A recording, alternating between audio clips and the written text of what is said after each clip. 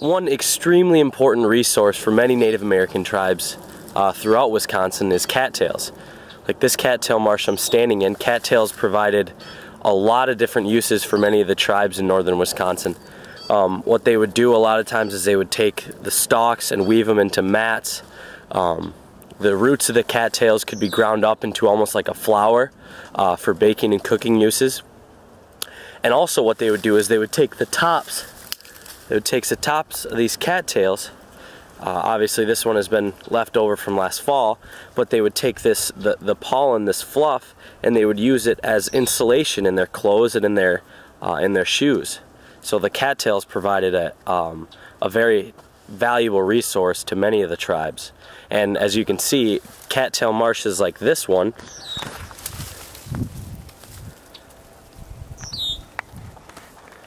are very abundant throughout Wisconsin.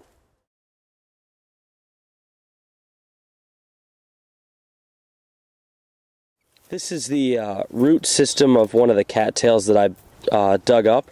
A lot of times, as you can see, it's very tubular. A lot of times that Native Americans would dig these up, dry them out, and then pound them into a flour for baking.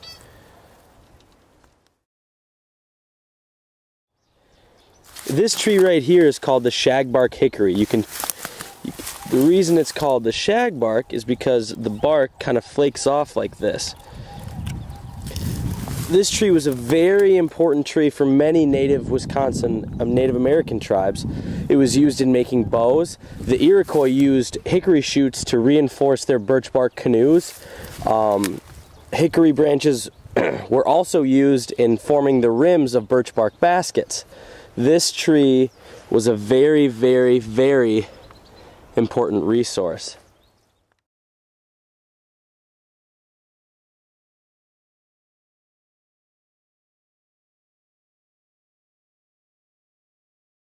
The oak tree was also an important resource for many Wisconsin tribes. The acorns of the white oak were often collected and ground up into meal to act as a flour substitute. The abundance of these trees throughout Wisconsin made them a very important staple for many tribes. Perhaps one of the most important trees to most Wisconsin Native tribes was the birch tree. More specifically, the bark of the birch tree was used for many purposes. Birch bark was used in fire making because its thin, paper-like bark is excellent tinder. Birch bark also has the unique quality of being waterproof, so birch bark was used in making baskets and other water containers. Another major use for birch bark was in canoe making. Birch bark canoes were light, sturdy, and flew through the water silently, which was a huge advantage for many Native American hunters. I had the unique opportunity to help with the construction of a genuine birch bark canoe when I student taught at Goodwill Environmental School. Here are some of the pictures of the canoe we built. It was built using strictly traditional Native American hand tools and was kept as historically accurate as possible. The amount of time and careful attention to detail it took to create this work of art was astonishing. And to answer your question, yes, it paddled like a dream. Throughout Wisconsin, Native Americans have thrived for hundreds of years. They used many natural resources sustainably and effectively.